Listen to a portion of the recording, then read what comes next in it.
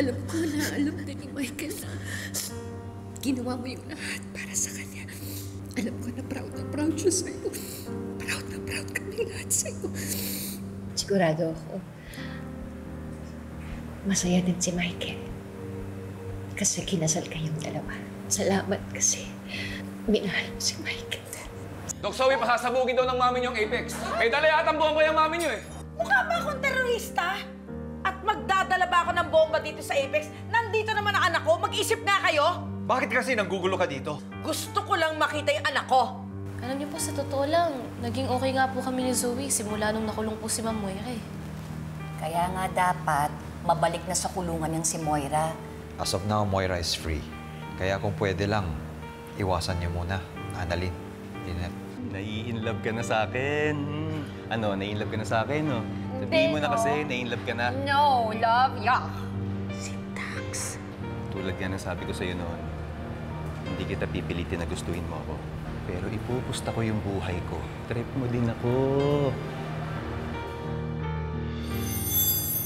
Ay, nai-inlove ka na sa akin. Ano, nai-inlove ka na sa akin, no? Sabihin mo na kasi, nai-inlove ka na. No, love, yuck. Love ka dyan. Alam mo siguro, na-miss lang kita as a friend. Pero love, hindi, no? Talaga? O basta mamayang gabi, tuloy tayo, ah. Bakit? Hindi naman tayo, ah. Kailangan ba natin magkasama palagi? Hindi naman, ah. Eh, doon din naman pupunta yun, eh. Kulit mo. Sige na, umalis ka na. Baka may makakita pa sa'yo dito. Text na lang kita. Ano na? Sige na, umalis ka na.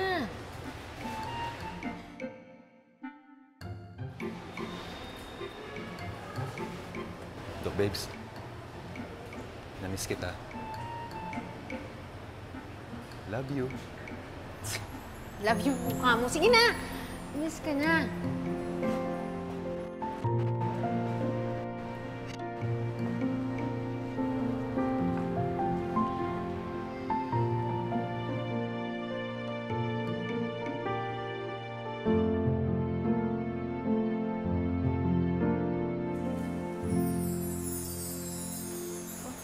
RJ, may nakalimutan ka ba? Si Annalyn umalis na.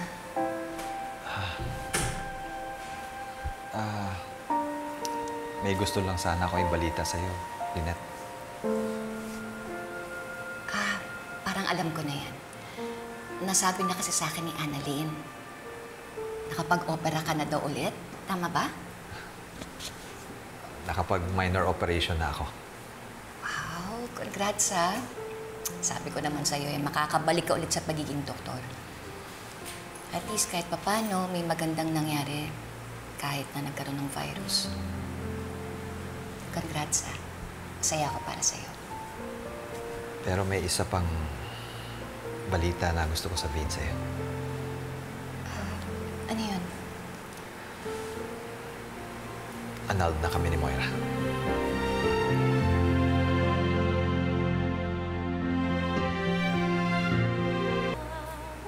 Talaga?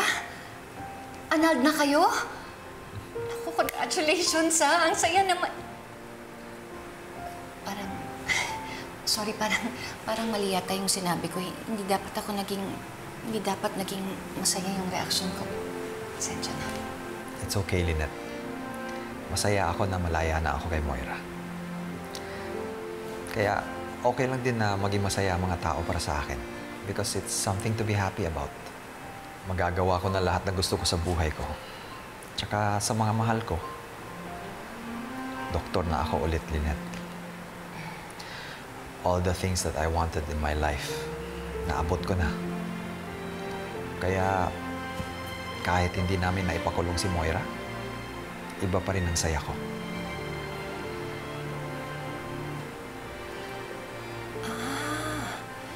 Kaya siguro mainit yung ulo ni Moira nung sumugod siya dito. Kasi nga, annulled na kayong dalawa. Siguro nga.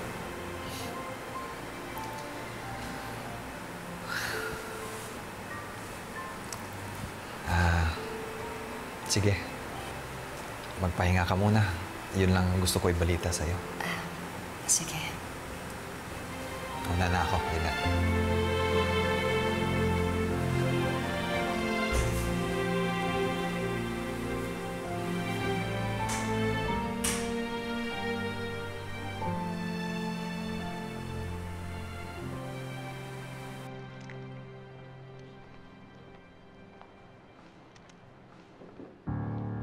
Zoe! Ma'am, kala ko nakalis ka na. Si Dax, siya ang dahilan kung bakit ayaw mong sumama sa akin? Were you spying on me? Buti na nga I was spying on you because I saw the way you were looking at him. Nagkakagusto ka na sa mokong na yun eh. Siya talaga! Ano namang mali doon? Mami, sino bang nagpumilit na maging close ako sa kanya? So kasalanan ko pa, ha? Sino ba sa ating dalawa ang hindi nag-iisip ng mabuti, ha? Zoe, naturingan kang isang doktor. A neurosurgeon, in fact, and papatol ka sa isang sanggano, sa isang kriminal. What is wrong with that? Bakit ikaw? Kriminal ka rin, di ba?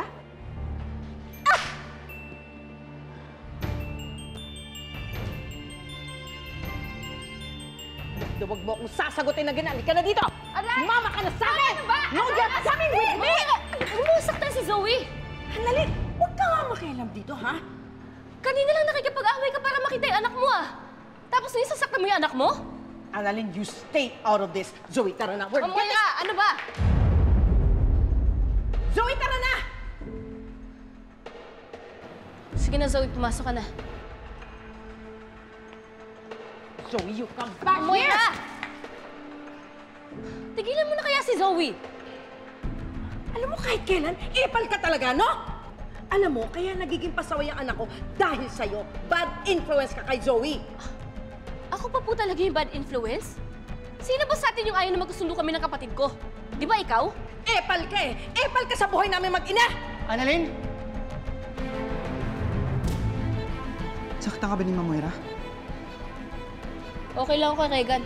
Aalis na rin naman yan si Ma'am Moira eh. Baka nakakalimutan mo. Galing ako sa kulungan. Isang tiris ko lang. Patay ka na kutong lupa ka. Kayang-kaya kitang burahin sa buhay ng anak ko.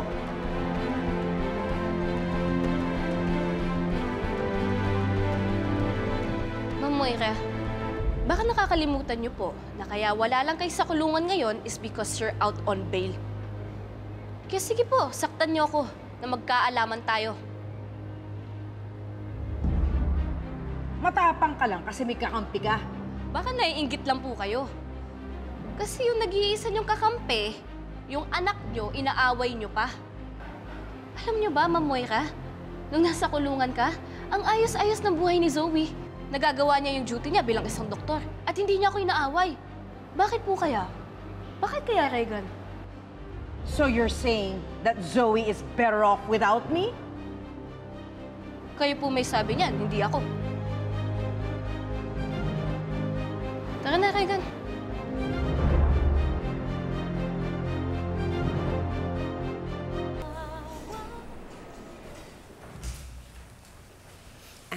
Lynette, hinihintay ko lang yung clearance natin ha, para ma-discharge na tayo mamaya.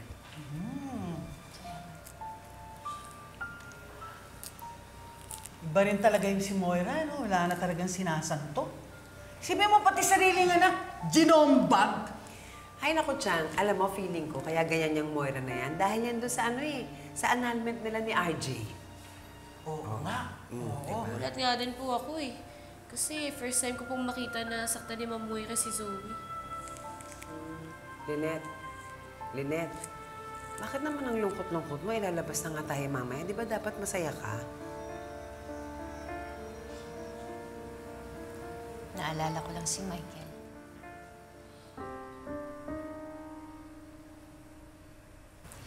Kasi diba pag ganito, palagi siya yung nagsusundo at saka naghahatid sa akin.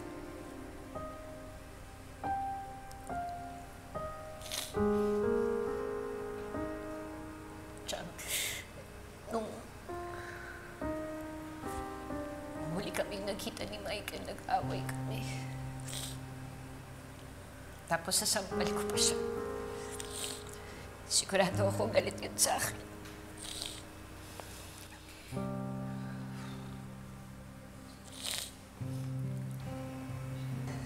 Hindi, Lynette. Hindi siya galit sa'yo.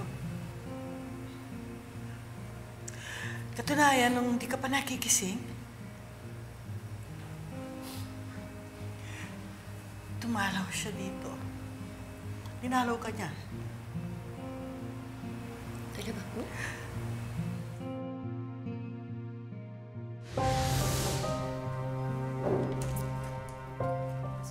Josa. Siya, Susan. Oh, Michael. Kamusta po? Kamusta kalagayan ni Lynette?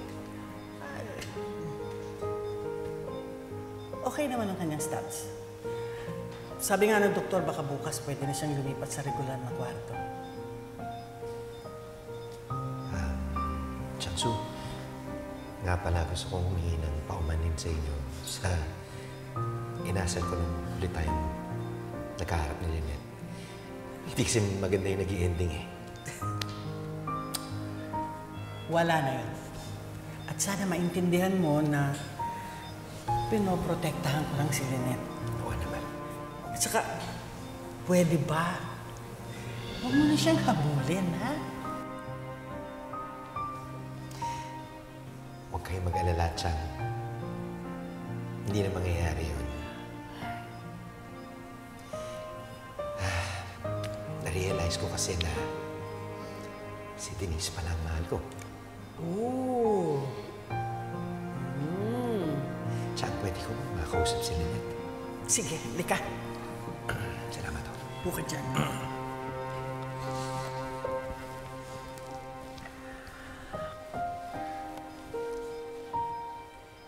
Lynette. Sorry sa nagawa ko, ha? Yung huling pagkikita natin medyo hindi maganda yung mga nasabi ko. Pasensya na. Pero salamat din sa pagkakaibigan natin. Alam mo, kung naririnig mo ko, sana paggising mo,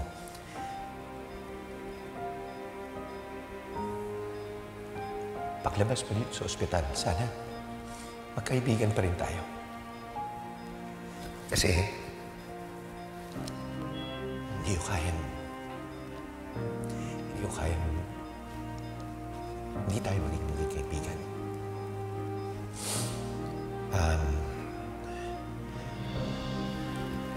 Lynette, dahil sa nangyari,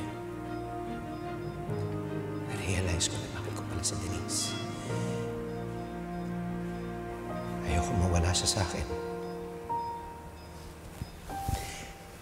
Please, sana gumising ka. Kasi imbitahin kita sa kasal ko eh. Pero magpo-propose muna ako sa kanya. Well, sana pumayag siya. Tapos lahat kayo imbitahin ko.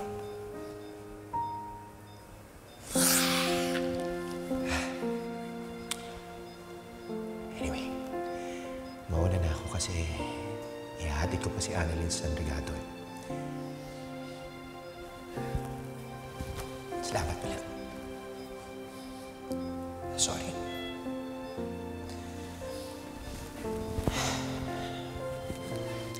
Changsu, muna na ako. Josa. Lynette, di ako galit sa'yo. Gusto ko lang malaman mo na mahal kita. And, di man tayo napagbigyan ng pagkakataon na maging tayo.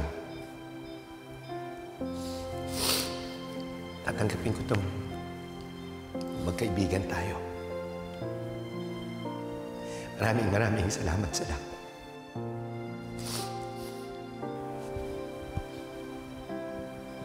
Josa. Chang. Una na ako.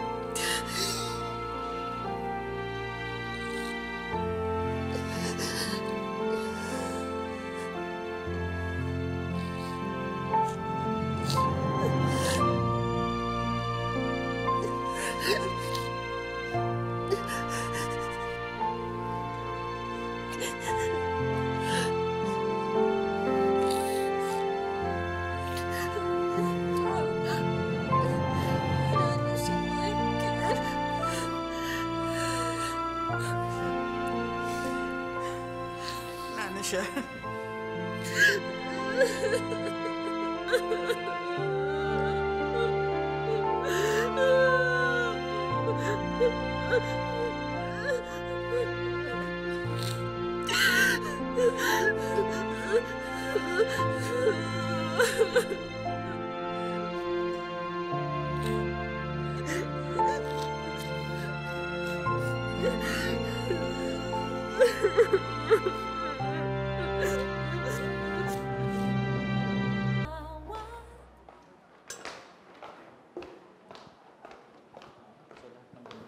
Dala muna sa room 222, ha? Sige, balitaan mo na lang ako after. Hey, Zoe. Okay ka lang ba? Kung kailangan mo ng kausap, nandito lang ako. Nag-away na naman kami ni Mami. Ang tungkol na naman ba ito kay Dr. Annalyn Santos? Well, doon nagsimula yun. Pero ayoko na pag-usapan. Sige, thank you, Zoe. May gusto lang pala ako sabihin sa'yo. Ano yun? Parang seryoso. Gusto ko lang sabihin na namiss kita. At alam mo, sobrang saya ako dahil lahat kayo nakabalik ng ligtas from TSB. Namiss ka na Apex. Ako rin, na-miss ko rin tong Apex. Sobrang nag-alala nga ako sa'yo, Zoe. Kung hindi lang lockdown yung barangay, pupuntahan kita doon. At saka isa pa, hindi lang ako pinayagan ng chief president natin eh. Pero gustong-gusto kitang puntahan doon, Zoe. Gusto kitang makasama. Bakado. Alam mo, Zoe, nung mga panahong nagkakagulo sa TSB at sobrang tagal kitang hindi nakita, ang dami ko na-realize. Na-realize ko na gusto kita. Tsaka kung bibigyan mo ako ng chance para patunayan... Ken, may iba akong gusto. Silok ba? Kayo na ba ulit? Sino? Taga dito rin sa Apex? Sige na, Doc Pado. Alis na ako.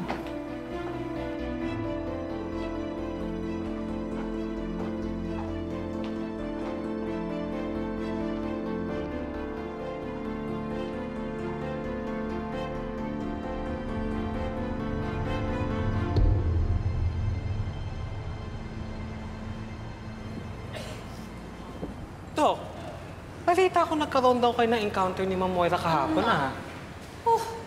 Paano yun na naman nalaman yan? Well...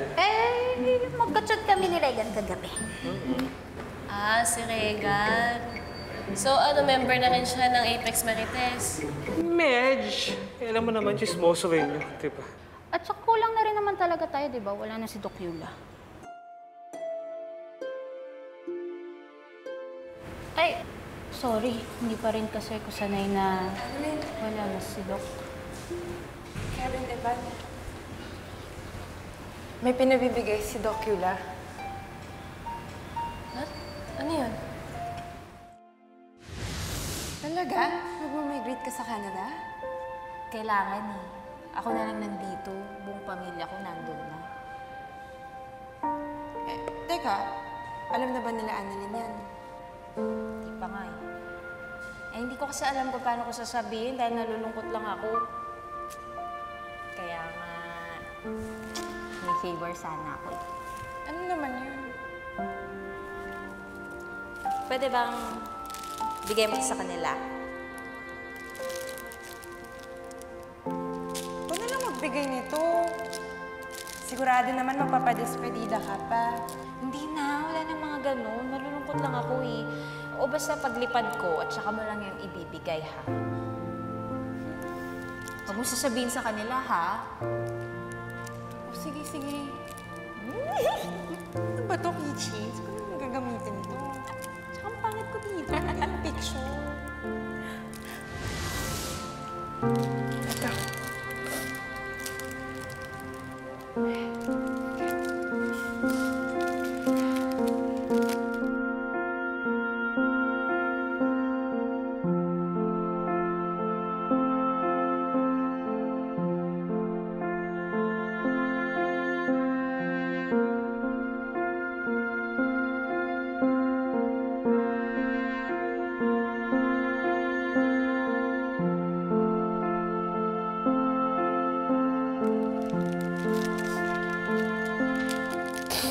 Ito naman si Doc Yuli. Kukuha pa ng picture. Yung hindi ako payat at taba ko. Mars, wala kang picture na payat. Kayo naman eh.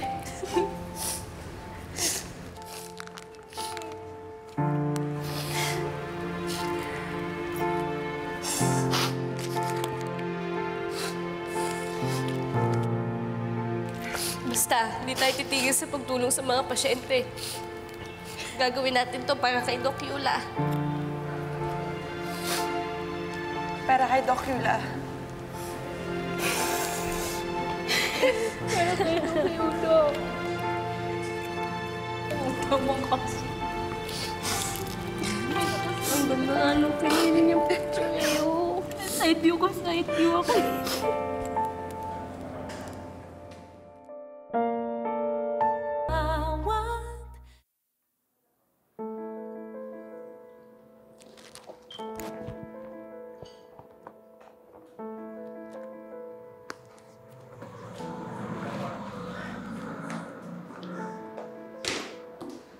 Mabuti naman at dumating ka sa breakfast date natin.